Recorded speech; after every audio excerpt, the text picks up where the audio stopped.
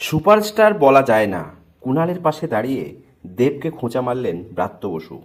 পুজোর ছবি রঘু ডাকাত মুক্তির আগের থেকেই বাকবিতণ্ডায় জড়িয়েছিলেন তৃণমূল নেতা কুণাল ঘোষের সঙ্গে দেব। রঘু ডাকাত নিয়ে একের পর এক সোশ্যাল মিডিয়ায় কুণাল ঘোষের পোস্টের পাল্টা জবাব দিয়েছেন দেব ও রানা সরকার। এবার কুণাল ঘোষের মতো একই পথে হেঁটে দেবকে আঘাত করলেন ব্রাত্য বসু।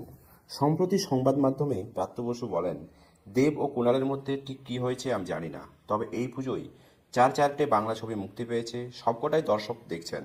তবে রাজনৈতিক প্রেক্ষাপটে আমি যা বলছি তা বলতে পারি, বাংলা ছবির কেউ সুপারস্টার নন। বিষয়টি হাস্যকর। ভালো অভিনেতা হতে পারেন, স্টার হতে পারেন, কিন্তু সুপারস্টার নন। যিনি সুপারস্টার হবেন তিনি কখনো কারো অধীনে রাজনীতি করবেন না, তিনি নিজে একটি দল গড়বেন। তাই এই রাজনৈতিক দিক থেকে বলতে গেলে এক কথায় বলা যেতে পারে, এই ক্ষেত্রে একমাত্র সুপারস্টার মমতা বন্দ্যোপাধ্যায়। আর অভিষেক বন্দ্যোপাধ্যায় হলেন স্টার। এখানে শেষ নয়।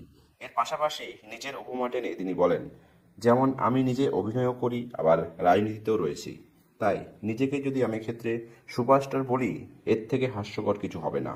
উল্লেখ্য, পুজোর ঠিক আগে প্রেক্ষাগৃহে পুজো রিলিজ স্লট পাওয়া নিয়ে পোস্ট করেছেন কুণাল ঘোষ। পুজোর মরশুমে চারটি সিনেমা যেমন সমান সংখ্যক স্লট পায়, কিংবা স্লট পাওয়া নিয়ে কোনো এক তারকার দিকে পাল্লা ভারী না হয়, বাংলা সিনেমা তথা টলিউডের ক্যাশ বাক্সেও চাঙ্গা করার স্বার্থে তার এহেন পোস্টার পাল্টা প্রয়োজক রানা সরকার সোশ্যাল মিডিয়ায় প্রশ্ন করে তোলেন, কুণাল ঘোষ কেন দেব বিরোধী, কিংবা বাংলা সিনেমা নিয়ে এত কথা কেন বলেন তিনি।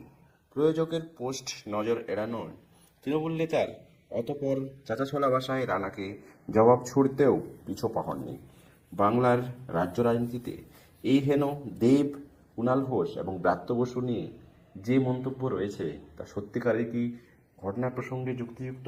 অবশ্যই কমেন্ট বক্সে আপনার মত জানাতে ভুলবেন না। চ্যানেলটা নতুন হলে সাবস্ক্রাইব করে পাশে থাকবেন।